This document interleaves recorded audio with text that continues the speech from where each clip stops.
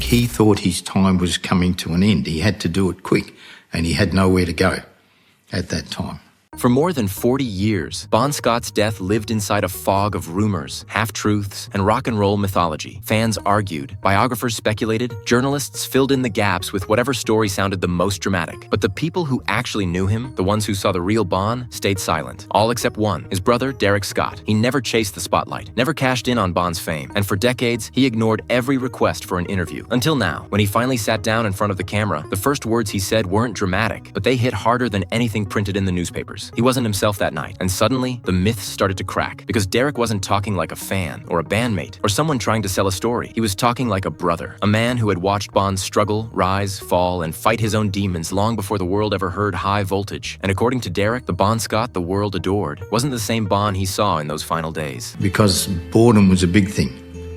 That was his biggest problem. I think when he got bored, he drank. But what exactly did he notice? And why did he wait over 4 decades to reveal it? That's where the story really begins. Before the world knew him as Bon Scott, the wild, electric frontman who seemed born to burn bright, his family knew him as Ronald, a restless kid with a voice that cracked before it roared and an energy that refused to stay still. According to his brother Derek, there was always a pattern with Bon, a cycle, a spark that could ignite something brilliant or something dangerous. He said Bon would get bored easily, too easily. He needed intensity the way most people need air. When life slowed down, he chased speed. And when speed wasn't enough, he chased escape. Bon didn't worry about tomorrow, Derek explained. He lived for the moment, not as praise, as a warning. The family saw it unfolding long before fame. That hunger, that edge, the look in his eyes when he felt trapped or unchallenged. It was the kind of restlessness that could take someone to the top of the world or send them spiraling in the dark. And the more famous he became, the harder that pattern was to control, because success didn't calm him. It amplified every part of him. The stage fed him, the crowds charged him, but the quiet moments in between, those were the dangerous ones. And as Derek would later hint, it was in those quiet moments, in the spaces no one talks about, where the first signs appeared. Signs that Bon was changing. Signs that the people closest to him couldn't ignore. The real question is, how early did those signs start? And how far did they go before anyone realized the danger? That's what leads us into the next part of the story. By the late 70s, Bon Scott wasn't just a singer. He was a symbol, a living postcard of pure rock rebellion. A man who seemed carved out of trouble and tuned to chaos. The myth was simple. Bon drank harder than anyone, partied longer than anyone, and laughed in the face of anything that tried to slow him down. It was the kind of image the world loved. Untouchable, unbreakable. The rock star who didn't just live fast, he was speed. But Derek Scott watched the myth grow with a feeling he couldn't shake, because it wasn't real, at least not the whole truth. February 19th, 1980, a cold London night that should have been just another blur in the life of a touring rock singer. A drink here, a laugh there, a few hours of escape before heading back into the studio. At least, that's how the story has always been told. But when you strip away decades of rumors, documentaries, and dramatic retellings, the truth is painfully simple. Bon spent the evening out drinking with friends. He was carried to a car to sleep it off, and by the next morning, he was gone, officially from acute alcohol poisoning after aspirating vomit in his sleep. That's the version printed in newspapers. Clean, clinical, detached. But Derek Scott doesn't talk about it like a headline. He talks about it like a brother trying to make sense of a moment he can't change. To him, the tragedy didn't start in that car. It started months earlier, in the tired eyes, the quiet moments, the small shifts in Bon's behavior that didn't make sense until it was too late. He believes his brother wasn't himself in those final days. And when you hear the context, the exhaustion, the relentless touring, the drinking that had gone far past partying, the official cause of death becomes less of a mystery and more of a heartbreak. Because what happened that night wasn't a single catastrophic event. It was the final link in a chain that had been forming for months. The part that hits hardest is this. Bon didn't die surrounded by friends or family. He died silently, alone in the back of a small Renault parked on the street. The kind of lonely end no rock legend deserves. And after that moment, life snapped into 2 eras. Before that night and everything after. A C/DC would go on. The album Back in Black would immortalize Bon's name. But for Derek, none of that dulled the ache. He remembers the brother, not the icon. The restless kid, not the myth. The warning signs, not the headlines. And even 4 decades later, one thought still lingers. If he wasn't himself that night, who was he becoming? When he finally gave his first interview, he didn't rant or accuse. He didn't need to. His voice alone carried decades of frustration. A lot of what's been written about Bon, he said, is absolute bullshit. Not exaggerated, not a little off. Bullshit. A lot of the stories that have been written in the books are bullshit.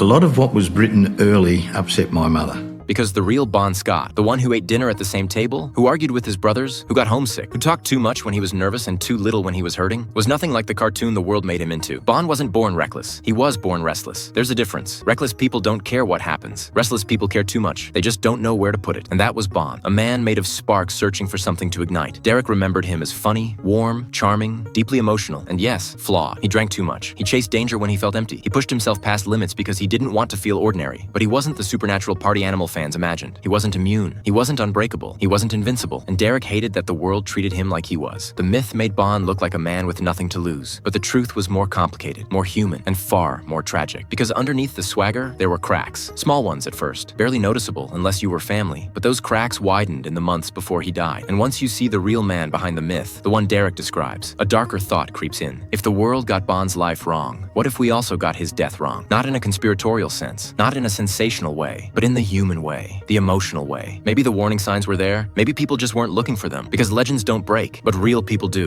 And according to Derek, the Bond he saw in those final months wasn't the Bond he grew up with. Which brings us to the turning point, the subtle changes that hinted something inside him was shifting long before that final night. There's a moment in every tragedy when the story quietly starts to turn, long before anyone realizes what's happening. For Bon Scott, that moment came in the final year of his life, not with a dramatic collapse, not with some explosive meltdown, but with subtle shifts, tiny changes his family noticed, even if the world didn't. According to Derek, Bond had always lived on the edge. It was part of his rhythm: bored, restless, danger, recovery, repeat. But in 1979, something about the pattern changed. He wasn't as bright, wasn't as sharp, wasn't as quick with the jokes, the stories, the fire. It was like the volume of his personality, the thing that made him Bond, had been turned down a notch, and the timing made it even stranger. A C/DC had just finished Highway to Hell, the album that would turn them into global superstars. The crowds were bigger, the money was better, the fame was finally catching up with the talent. He should have been on top of the world, but Derek says success didn't lift Bond. It drained him. The long tours, the non-stop pressure, the drinking that had gone from habit to coping mechanism, it all piled up. The restlessness that once made him magnetic now made him unpredictable. Some nights, he was electric, smiling, wild, unstoppable. Other nights, he seemed distant, like he was half present, half somewhere else entirely. Friends recalled the same thing, moments where Bond looked tired in a way they hadn't seen before. Not physically tired, emotionally tired. A kind of weariness that no amount of applause could fix. And here's the chilling part. Nobody connected the dots. Not the fans, not the media, not even the people around him on the road. Because when someone becomes a legend, people stop seeing the warning signs. If they'd noticed back then, would anything have changed? Would anyone have stepped in? Would Bond have listened? We'll never know. But Derek insists those final months mattered. They were the slow, quiet unraveling. The part of the story no one paid attention to. And the part that makes what happened next feel even heavier. Because those subtle changes weren't random. They were leading somewhere. Straight into the night everything went wrong. And that night is where the story takes its darkest turn. After Bond's death, AC/DC stood at a crossroads. They could have ended the band right there. Many thought they would. But instead, they did the only thing Bond would have wanted. They kept going. Back in Black became a tribute. A thunderbolt of grief turned into music. It launched them into a new era. But it also locked Bond's memory in a strange place between legend and ghost. For fans, he became immortal. For Derek, he stayed human. A brother lost too soon, to a chain of moments no one fully understood until it was too late. And when Derek finally spoke after all these years, he didn't try to rewrite history or defend anyone. He simply wanted people to see Bond the way the family saw him. Brilliant, flawed, restless, funny, fragile, and far more complicated than the myth that swallowed him. That's why his words land so heavily now. He wasn't himself that night. Not as a mystery, not as a conspiracy, but as a quiet truth only a brother could recognize. And it's that line, simple, human, and painfully honest, that forces us to ask one last question. What do we really remember about our heroes? And what do we choose to forget? When people talk about Bon Scott today, they talk about the voice, the attitude, the danger, the grin that made every stage feel too small for him. They talk about the legend, the guy who lived louder than anyone. But Derek Scott's interview forces a different kind of conversation, one we rarely have about our icons. Because once the noise fades and the spotlight cools, what remains isn't the myth. It's the human being behind it. Bond wasn't the caricature the world painted. He wasn't just the wild frontman or the eternal party machine. He was a man chasing meaning, chasing feeling, chasing something he could never quite hold. And sometimes, the things we chase end up chasing us back. Derek's voice, calm, steady, years removed from the chaos, gives Bond something he never had while alive, a chance to be understood. Not as a cautionary tale, not as a symbol, but as a person. And maybe that's the real legacy the world missed. Not the tragedy, not the myth, but the reminder that even the brightest flames flicker in ways we never see until they're gone. Because in the end, Bon Scott didn't die a legend. He became one after. Before that, he was just a brother, trying to outrun the things that eventually caught him. And maybe, just maybe, understanding that makes his story feel less like a mystery, and more like a life we were never supposed to forget. Decades later, people still argue about what really happened the night Bon Scott died. Some blame the lifestyle, some blame the pressure, some say it was fate, timing, or just a cruel twist of chance. But Derek Scott never joins those debates. Because to him, the truth isn't found in rumors or theories. It's found in the look in his brother's eyes during those final months. A look that said he was tired, searching, changing, and that's what sticks. Not the headlines, not the legends, not the endless retellings. things. Just that one haunting thought. He wasn't himself that night. Not as a riddle, not as a mystery, but as a hint of a man slipping away long before anyone noticed. And maybe that's the part we forget when we talk about icons. Not how they died, but how hard it is for anyone, even the brightest, wildest, loudest among us, to outrun their own shadows. Bond's story isn't just about music or fame or tragedy. It's about the moments we miss, the people we lose slowly, before we lose them suddenly, and the things we wish we'd seen when there was still time to see them. Because legends are remembered for how they lived, but brothers remember how they changed. And that quiet truth from Derek, simple, painful, impossibly human, still echoes louder than any conspiracy, any myth, or any song. Sometimes, the final warning isn't dramatic. It's just a feeling you can't explain until it's too late. When you trace Bon Scott's story from childhood to fame, from fire to exhaustion, from myth to memory, something becomes clear. His legacy isn't just the music he left behind, it's the unanswered moments, the pieces only a family can see, and the quiet warnings no one understood until they were memories. Derek's voice doesn't rewrite history, it reframes it. It reminds us that behind every legend is a life, messy, fragile, brilliant, imperfect, and behind every tragedy is a chain of moments that only make sense in hindsight. Maybe that's why his interview hit so hard after 4 decades. It wasn't explosive or dramatic. It was honest, human. A brother finally saying the one thing he'd carried in silence. Bond didn't vanish in one night. He drifted long before he disappeared. And once you hear that, the whole story changes. You stop seeing a rock star who burned out and start seeing a man who felt the weight of being larger than life. A man who lit up rooms but slowly dimmed when the crowds were gone. A man who made millions feel alive while quietly slipping away himself. A man the world remembers for his fire, and a brother remembers for the shadows behind it. Bon Scott's legacy will always be loud, but the truth behind it is surprisingly quiet. And maybe the real lesson, the one Derek didn't say directly but made impossible to ignore, is this. If we paid as much attention to people when they're fading as we do when they're shining, maybe fewer stories would end the way his did. Long before the documentaries, the articles, the theories, and all the noise that followed, Bon Scott was just a kid who wanted to sing, a kid who wanted to feel alive, a kid who chased moments because he was terrified of wasting them. And maybe that's the part we forget. We talk about legends like they were built for tragedy, like they were destined to burn out, like there was something inevitable about the way their stories end. But Derek Scott's voice, steady, gentle, almost apologetic, reminds us that nothing about Bon was inevitable. He wasn't a prophecy or a cautionary tale. He was a person, with cracks, with brilliance, with fears no spotlight could hide. And behind all the fame, behind all the wild nights and iconic performances, his brother saw something the world didn't. A man trying to hold himself together in ways nobody else understood. That's why Derek's words stay with you. Not because they solve the mystery, but because they humanize it. He wasn't himself that night. It's not an answer. It's not a revelation. It's not a plot twist. It's a reminder that even the strongest spirits have breaking points, that even legends have moments when they fade, and that sometimes the people closest to us see the truth long before the rest of the world ever will. Bon Scott left behind a voice that never dies, a legacy that refuses to fade, and a story that still raises questions no one can truly answer. But if there's one thing his brother's interview gives us, one thing more valuable than any rumor or theory, it's this: the permission to remember Bon not as a myth, not as a mystery, but as a man. And maybe that's the most honest tribute of all.